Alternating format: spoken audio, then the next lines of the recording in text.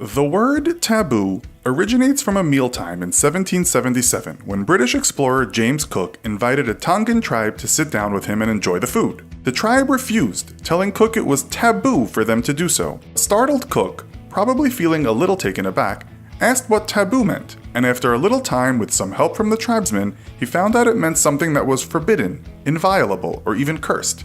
Today we all live with our own cultural taboos. For example, the average American is not likely to make a steak out of his dearly departed grandmother, but for the Korowai tribe in Western New Guinea, consuming the carcass of the deceased is not a social faux pas. It's a right. Today we are going to explore our cultural differences in this episode of the Infographics Show, Taboos Around the World. Don't forget to subscribe and click the bell button so that you can be part of our notification squad. Let's start by traveling to the USA and looking at a controversial taboo that persists today.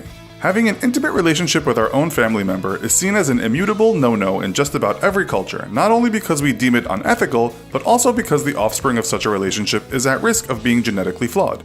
In the USA, one famous incestuous relationship happened quite recently, and that was with the Mamas and the Papas band leader John Phillips. He started having an intimate relationship with his own daughter, Mackenzie. This was quite a shock when the story came out in 2009, especially as his daughter told the press she had aborted his baby. In most US states, that would be a crime punishable with a prison sentence, although in New Jersey, an incestuous relationship is legal. Marriage for the couple is not. Speaking of genetic flaws, the author of On the Origin of Species, Charles Darwin, married his first cousin. They had 10 kids together and 3 of them died very young. In the UK, incest is illegal, but only for close family. What Darwin did then would be legal today in the UK. Staying in America for a moment, we know that when the index finger is pointed at someone, it is almost universally seen as rude, and that's probably due to the export of Hollywood films. Outside of the USA, it's more complex. In Asia, holding up the forefinger and index finger with the palm turned inwards is seen as a sign of cuteness, but in the UK, it's liable to get you into a fight. This is because it was the sign English archers of the past showed to their French rivals to prove they still had 2 fingers.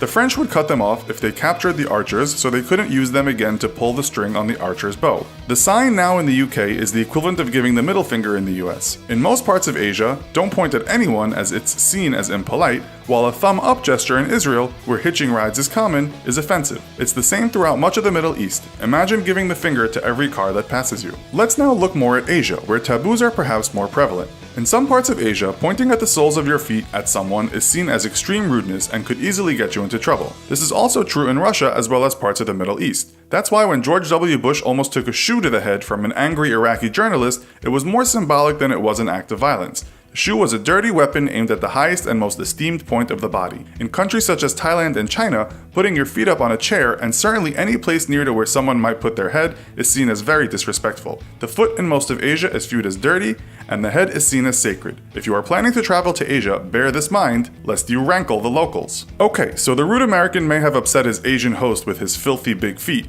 but what about the noise that guy makes when he eats? Most cultures accept that eating quietly with your mouth closed is just plain good etiquette if you are older than 3 years old. Not so much in China, where eating at a restaurant can sound like a chorus of cows chomping down on wet grass. Well, to the Chinese, the sound emitting from your mouth is a sign of how much you appreciate the food. It's like saying, "That's delicious," without the words. The Chinese slurp and the Filipinos often smack their lips. If it bothers you, just remember someone is having a good time. In Asia, how you eat, what you wear, your body language, and even how you write has to be taken into consideration. In parts of Asia, be careful when you write something down for someone, as writing in red ink is seen as a curse. This is because in some Asian cultures, red ink was reserved for messages applying to the deceased. Filling in an official form in red, maybe even an arrival card, in countries such as Taiwan, Korea, Japan, or Thailand, is seen as bad form and perhaps a very bad omen. Red is reserved for the dead in an official environment. As for what you eat, some Asians chow down on animals that are strictly taboo foods in the West. While cannibalism is downright taboo pretty much everywhere in the world, there are certain animals cultures put on the table that cause outcries in the Western media. The most infamous is the consumption of dog meat, something it's thought around 5 to 30% of South Koreans have done.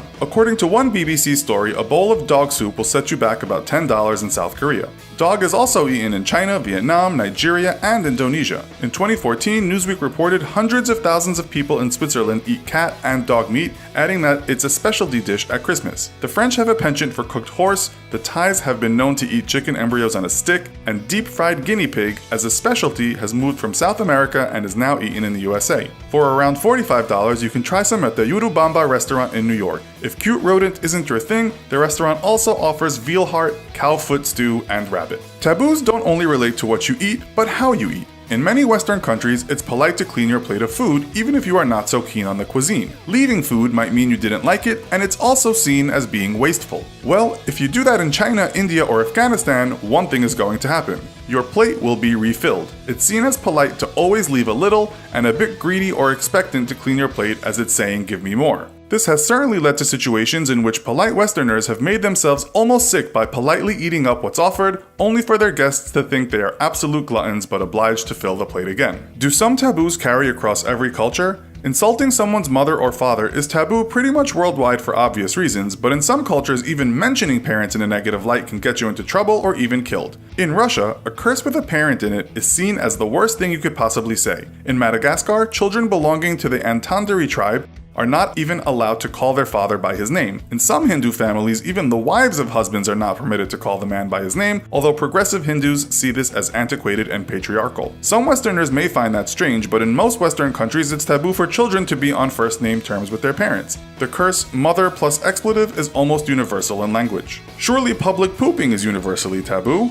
In developed nations, yes, but the BBC reported in 2015 that open defecation in India was still a problem mostly due to the lack of toilets. French philosopher Michel de Montaigne upset his fellow highbrow intellectuals because he liked to discuss flatulence, aka passing gas, farting, cutting the cheese. He even wrote a treatise on farting and other bodily functions, once saying, "Kings and philosophers defecate, and so do ladies." In spite of his entreaties to help make the human race comfortable with such bodily taboos, public farting doesn't go down well in most cultures. Well, apparently if you are invited to eat in an Inuit household, you can show your appreciation for the meal by letting one rip post-prandial. Even though we fart on average about 14 times a day, we are usually discreet about it. Not so much for the Yanomami tribe in South America, who are said to fart as a greeting. Taboo or not taboo, that is the question. We might do well to remember that our way of living is not the right way, but a way. Montaigne believes we should be curious about our taboos, deconstruct them, and at times get over them. Then again, how would you feel if your granddad turned up to Thanksgiving dinner with his new farting fiancé, who was actually his cousin, with a gift of dog and cat stew and an appetite for dinner destruction? Could you handle that? Let us know in the comments. And please tell us about any unusual taboos in your country. If you like this video, be sure to check out our other video called What a Dollar Gets You Around the World. Thanks for watching, and as always, don't forget to like, share, and subscribe. See you next time!